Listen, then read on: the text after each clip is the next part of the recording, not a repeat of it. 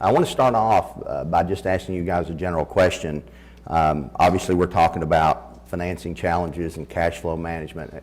What are some of the main considerations when a business begins to think about financing or capital or gaining capital? What are some of those main considerations they need to be thinking about first? What are the first things that they need to start thinking about before they approach someone about gaining capital or additional capital? I think initially there are a lot of things that the business owner must consider, and first of all, their capital requirements, especially if they're a startup. They need to look at their position in the industry, their competition, their target market. They need to look at their economic susceptibility. That's very important. They also need to look at laws and regulations that govern their business. They also need to look at their experience in the industry, and not just working experience, but profit and loss experience. That's very important for the success and viability of a small business.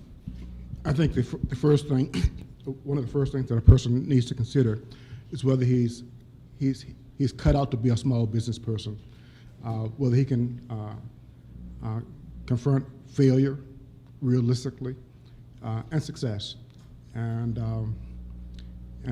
it's very important that a person has enough capital to endure, to take the downs. And if one is married, the support of a spouse is crucial in order to see that dream come true. In order to help some aspiring business folks to consider whether they should be in business, the Urban League does offer an 8-week entrepreneurship class. The next one starts next Tuesday, and it meets Tuesdays and Thursdays.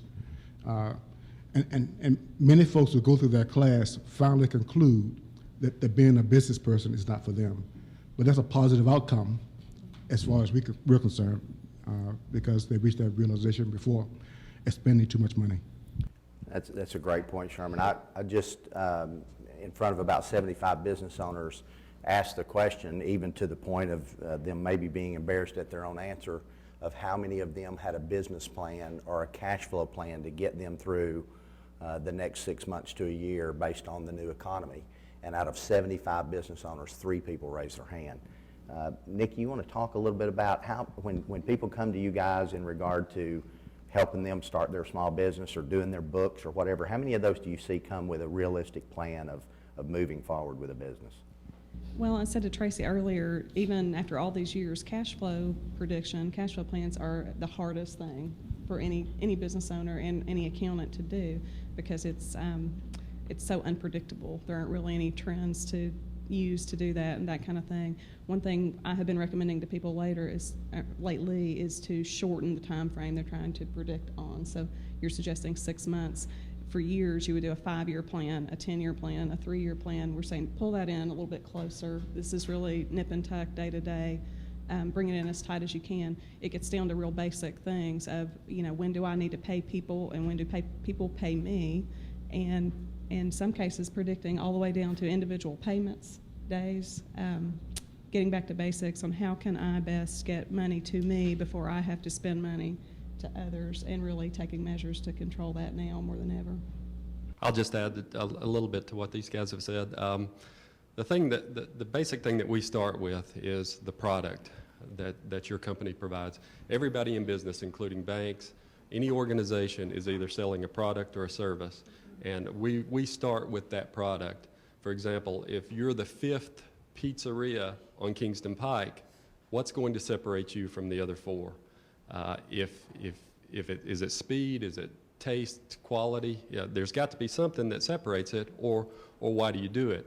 And more importantly, from a banking standpoint, from a financing standpoint, can I portray those projections? Can I translate my vision into numbers and present it to the banker in a way that they understand and even buy into to my dream of the business? For example, a person comes to me and wants to open a convenience store that sells gasoline. One of my first questions is, what are you going to make per gallon on your gas? If they say well, we're going to do pretty good, we're going to make a lot, then that's the wrong answer. But if they say, well, we plan on making 7 cents a gallon, but for every gallon we sell, we'll sell so much of inside sales, that person has thought about their plan, and they've got the numbers translated in their head, and you know that they've worked through it. Too many times franchises will give you the numbers and then expect you expect to just hand those to your banker, and that's not what the banker wants. They want to hear you translate those numbers, understand those numbers, and be able to apply those numbers. And then secondly, just what Tracy said, expertise. I can't count the number of times that a person has come to me and said, it's been my lifelong dream to open my own restaurant. And my response is generally, that's just because you've never opened your own restaurant. It will be your lifetime nightmare when you do. But restaurateurs, they understand the business, they live the business, they know the long hours. A dream doesn't translate into success. You have to have a direct connection to what you're doing, and the bank's got to buy into that.